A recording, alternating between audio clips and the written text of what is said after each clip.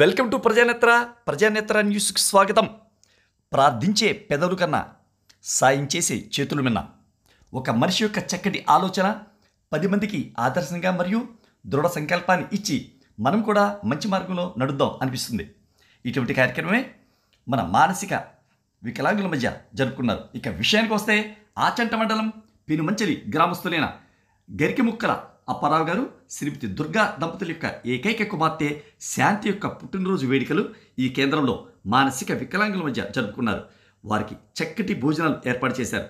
ఈ కార్యక్రమంలో దగ్గరుండి నడిపించిన ఓటాల నరేంద్ర, సూరిబాబు, మరి ఉండ్రి పెద్దిరాజు, ఉండ్రి ప్రసన్న, గిడ్డి తిరుమల కుమారి, పుష్టి శ్రీను గారు పాల్గొన్నారు.